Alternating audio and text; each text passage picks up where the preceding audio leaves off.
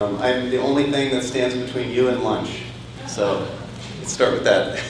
And I have about 100 slides, so just to warn you in advance. I'm going to try to move through them quickly, actually. So I have a little trouble with my own executive functioning. I'm very disorganized often as a speaker. I like to just kind of go on and on. So I'm not going to do that so that you can all leave.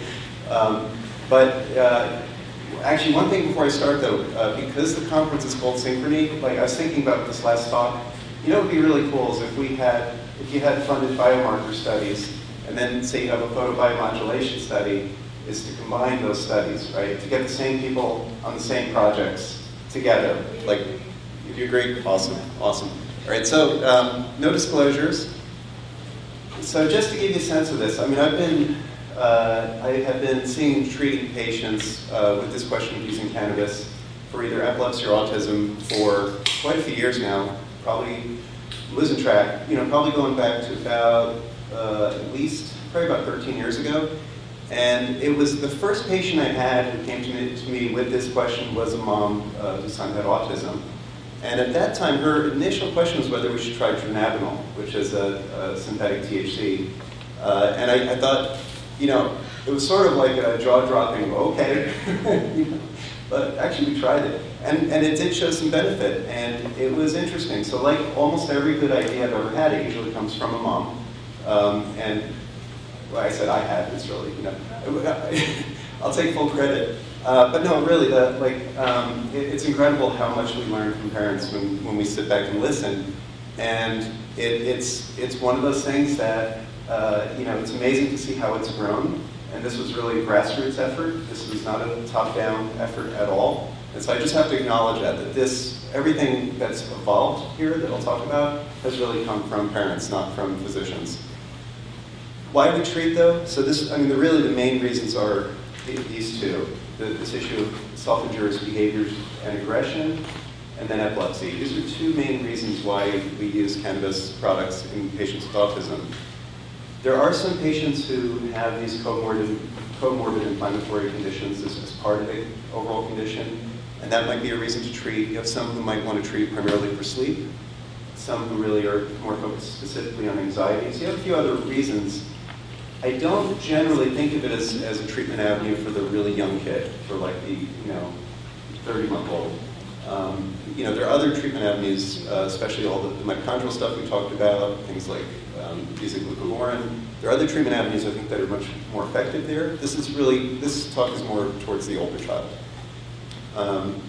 But let's give you a little sense of aggression. I know this is not an audience I have to really explain this to, but this is a health crisis that we're facing. This is a serious crisis. It gets almost no attention outside of this community, very little awareness, extremely little awareness of what to do within the medical community broadly. And I mean, this is just incredibly sad to me that so many kids are suffering with so few treatment avenues and so few clinicians who have awareness of it and awareness of what to do and how to help families. But it's really common. So you have a really high percentage of kids who show aggression either towards a caregiver or a non-caregiver. And when you look at this versus like neurotypical kids, I mean, what we're seeing, a lot of kids will have issues with sensory integration. A lot of times there are issues too with repetitive behaviors.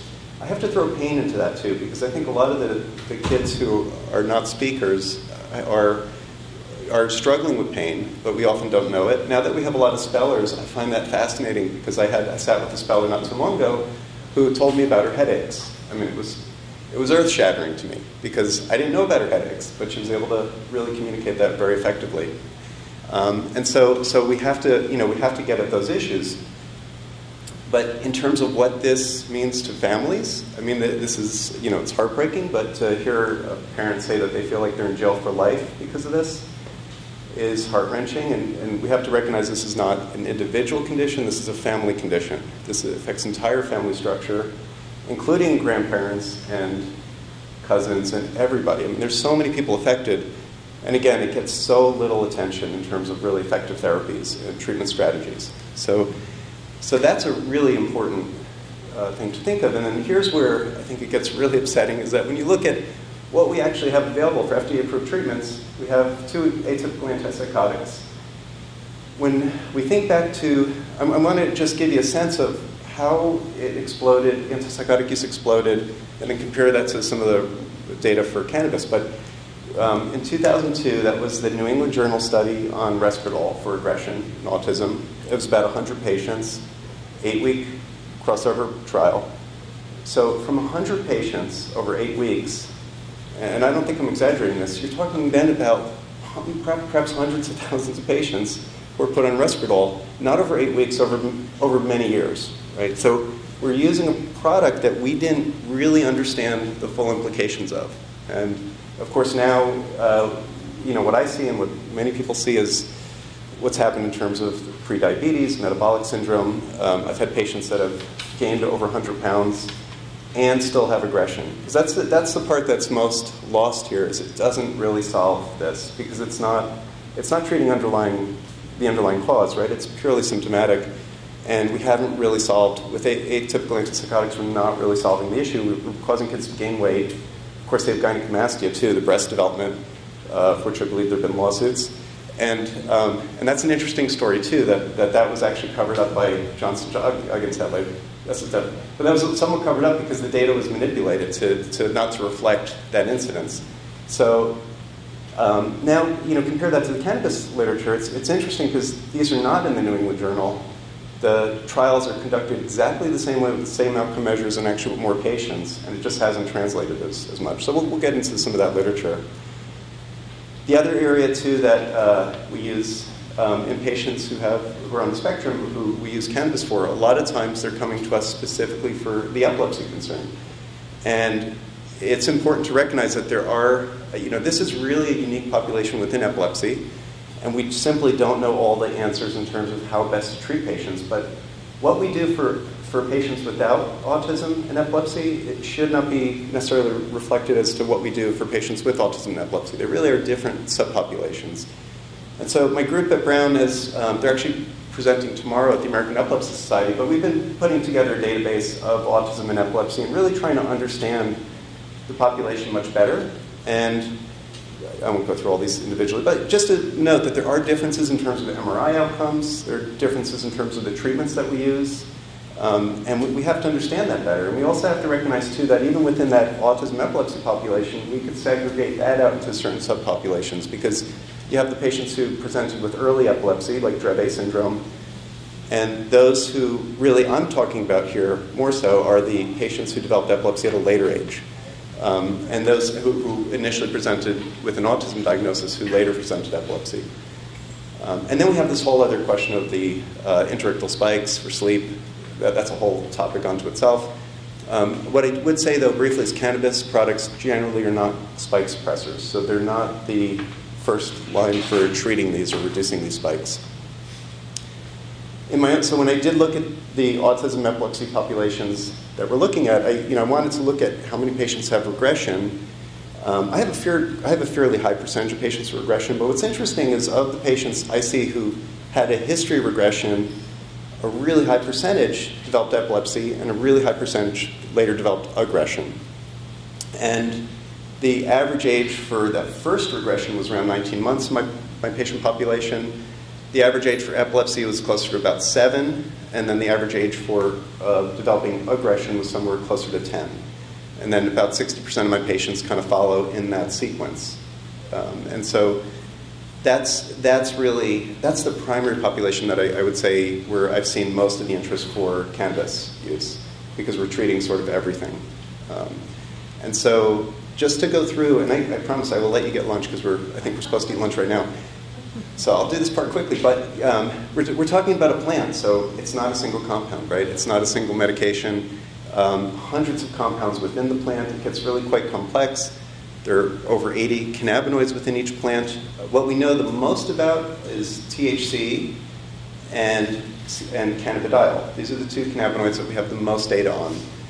THC acts on these cannabinoid receptors, which led the discovery of THC and the discovery of the cannabinoid receptor led to the subsequent discovery of the fact that we have endocannabinoids. So our brain produces its own cannabinoids. anandamide and 2-AG, or the endocannabinoid systems that we all use. It raises the question, why do we have these? I mean, it must do something, right? So, if you summarize it, it really comes down to homeostasis. They really deal with some very basic functions, things like sleep and appetite and mood regulation. And so you can see how this could play in really nicely when we talk about what our aims are for patients who we're treating for autism. Cannabidiol, though, is independent of that cannabinoid system, so it doesn't exert the same effects through the cannabinoid receptor 1 system, and at high levels it may actually block it, and it actually acts more on TRP receptors, which have a lot to do with inflammation. If you look at what cannabidiol does, very broadly, it has effects actually on oxytocin, has effects on mitochondrial functioning, has effects on serotonin, and then some anti-inflammatory mechanisms too. So it's really broad. But again, this is really what, what was the conference name again? Synchrony, yeah. There you go, right? So this is what you think of. I was thinking more synergy, but this is, this is what you really want to do, is you want to create treatments that act on improving mitochondrial functioning, lowering inflammation. Like, you're getting more at the core issues, right? As opposed to the standard psychiatric medications, which sort of work against that. So you're trying to go with the grain, not against it. And again, with the complexity, so I think that's a key feature of when we talk about cannabis. This is a plant. It's a living, well, I don't know if it's breathing, but kind of. But it's a living, breathing thing, right? So you have hundreds of compounds. They all have different actions on different receptor systems. So it gets really quite complex. This just sort of shows all the different receptor systems and how just these two compounds out of the almost 100 cannabinoids in a plant act on completely different receptor systems in very different ways. So think of it as, the plant is just this little chemical factory that produces all these compounds that all have different action. It's pretty cool. And so there's a lot of preclinical studies. I'll kind of zoom through those because we don't, I guess, have to know the preclinical, but there is a whole body of literature looking at mouse models and how cannabinoids might act on those.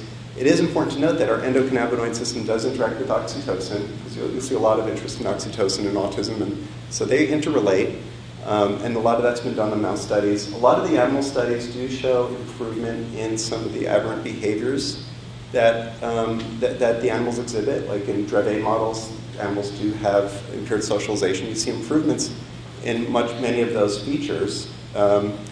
But now we're actually getting to case reports. The initial case reports, actually just like my patient, and this is, I think, where my patient really came with this.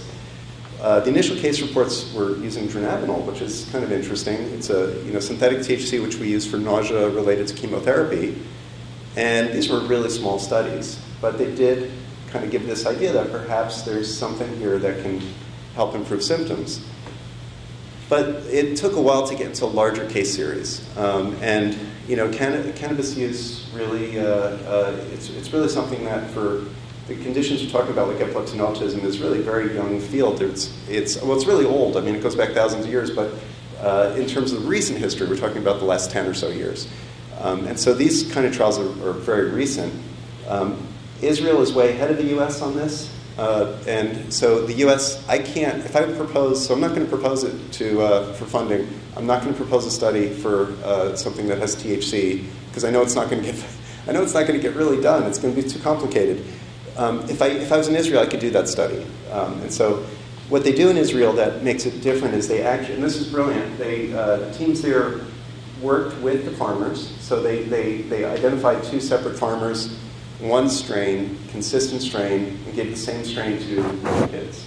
So they knew exactly what was being given. They knew exactly who was actually growing it.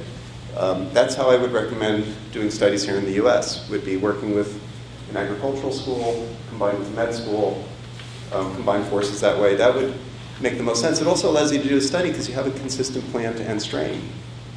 So we could really learn a lot from, I think, the Israeli experience on this. They're using strain with a ratio of about 20 to 1 of cannabidiol to THC, and dosing started at 1 mg per kg per day up to 10. That's really what the Israeli experience has shown us. So keep that in mind when you think clinically, like where to be. I think those are pretty good numbers to think about as far as goals. So from that, there was, in a retrospective analysis, there was a really significant improvement in behavioral concerns, particularly the kind of like anxiety, communication problems, and behavioral outbursts. All those things were shown to really improve with treatment. And so, one of the things that was noted too is that the non-syndromic boys in particular were the ones who showed the most improvement. And these are the kids. So these are the kids who don't have a genetic diagnosis. Their MRIs are normal. Their workup's normal. All the standard medical stuff is normal. They often did have regression when they were younger, and then they developed exactly that kind of pattern that I described. Like, these are the kids that are most likely to give you the best response. There are some challenges with sleep disturbance. So some kids actually get a little bit hyper or develop insomnia when they're on a high cannabidiol strain. Irritability and loss of appetite are also noted. I'll just go through these a little more quickly because of time, but there have been the other retrospective series have shown much the same thing. In this study from Turkey, though, the rates of improvement were not as high as in Israel. One reason for that, I'll go back, is because they're using a lower dose and they're using much less THC. So I think whenever you look at one of these cannabis studies, you have to look at what was given and how much was given, right? Because these are not the same plant, not done the same way. These are really different products. But I think what you can see here is there is a, it's important to look at that full body, though, of literature and get an idea of what, so we can get better ideas of what will work, what will be more effective in the future. There have been a couple of prospective studies, too. Again, the dose ranges have varied a bit. How much? Oh, okay. All right. I can slow down. Okay. I'll ease into it now. But I'll go back to, I'll jump ahead still, because in the same group in Israel did a prospective study that came out in 2021, where I'm going to compare this to, say, the Respital study, but it was, as opposed to 100 patients, it's 150 patients, as opposed to 8 weeks, it's 12 weeks, and actually they looked at the same CGI scale, the same clinical global impression scale. Really the same outcome measures. Everything was more or less the same as what was done for Respital. So it's a very similar approach. They did look at, what was interesting though, they did a few things that I thought were kind of unique. So it's a placebo-controlled trial. They had a whole plant extract that was a 20-to-1 ratio, the same one that was in the retrospective. Then they took a purified CBD and kind of a purified THC and just kind of combined those at that same 20-to-1 ratio. So that doesn't have all the terpenes, doesn't have all the other cannabinoids in high quantity. Just to ask the question, like, how much of a difference does that whole plant extract matter? That's what we refer to as the entourage effect. So the outcome results are very similar to what was seen really with the Respital trial. It's about 50% of patients showed an improvement in the clinical global impression scale. And that scale really looks at a lot of those disruptive behaviors that patients are treating for. And so it's a very similar number. In fact, the placebo response in the Israeli study was actually higher than the Respital study. And I always question when you get a low placebo response in these, in any neurological trial. The Respital study, I think the placebo response was 14%. Here it was 21%. 21% is more in line with what we see with most trials. You did see somnolence. That's one thing to note. Sometimes decreased appetite. It is worth noting some patients might have abdominal pain as well. In my own study, this is my photobiomodulation slide. So this should give you your photobiomodulation therapy for the day. I don't know what I was thinking when I did orange, and you can't read any of it. So there you go. Anyway, no. So I kind of pulled my own patients, but it's just worth saying about a quarter would come to me with the epilepsy question, about a quarter for the aggression, and then about half for both. Of those, I had a much better response rate on the epilepsy. So I'm actually really high on the epilepsy responders. In one subdivision, like almost all patients are responding, and about 60% for aggression overall. So, but we do see some of the adverse things we've seen: increased OCD, increased repetitive behaviors, insomnia, are things that we've seen, and that's usually related to higher cannabidiol strains. So what you can do clinically is very different than what you do in a trial. But clinically, you do have the ability to start adjusting what patients are using. So the number of permutations are almost infinite of what you can do clinically. So when you have a non-responder, it's not as if you're totally done. You can really begin to adjust both dose and ratio. You can completely change strains if needed. That's all complicated as a physician because of some of the legal hurdles that we have. I'll talk about that actually after we talk about safety, but it's worth noting though, when we think about safety, really the studies that we have for pediatrics and cannabis use and safety, we talk about recreational users. Totally different strains, totally different purpose. Recreational users are not using high CBD strains. They don't really have enough of a psychoactive property for anyone to use recreationally. So I don't think that these really fully apply to what we're discussing here. Of course, the other thing too is that you have to think of what are the safety concerns really versus an antipsychotic plus an SSRI plus maybe benzodiazepine and all the other meds that are being given. Because I don't think it's fair to say like this treatment versus nothing, because nothing is often not an option, right? So we have to be balanced, I think, in how we view it. But there are concerns, though, when we talk about high THC products, that they can affect things like memory, motor performance, intellectual development as well. And it is worth noting, too, that cannabinoids are important for processes of brain development as well. So when we talk about much younger kids, like in Dravet syndrome, we will use cannabidiol in very young kids. I have 1-year-olds on cannabidiol for Dravet syndrome. And so we do have to think about the fact that that does have some implications for brain development in such a young brain. So cognition could sometimes be negatively affected for recreational use. We won't look at that slide. This is almost like the photobiomodulation one. It's just as bad. Anyway, and then many studies show increased rates of depression or psychosis, again, for recreational use. But I think here, though, the major thing, again, to think of is this is a plant and this is a human. Plants are not all the same. Humans are not all the same. So we have a real problem here. It's a lot easier when I have a single compound, a single molecule, and very diverse humans that I can manage. Maybe if I had one human and lots of molecules, I could manage. But now here we're like, you can see the complication. So in order to do clinical trials, you do have to try to stabilize one of those factors. And you could actually look at trying to stabilize both. So you could try to segregate out some proponent for splitting within the autism community for trial. For the purpose of trials, we have to split somewhat. We have to look at subpopulations, like kids with regression, maybe kids of a certain age, kids with certain biomarker profiles. So that's what I would advocate there. And then if you're doing cannabis trials, you really do have to try to develop it so that you work, just like Israel did, work with a grower with a single strain and kind of work from there, see what you learn and evolve. We obviously have a lot of complications because of the legal system here, but let's say, if I had somebody who wanted to produce, say, cannabigerol and purified cannabigerol, maybe we could do a trial on something like that. There's also that question, like, does full spectrum matter, or can you just work with isolates?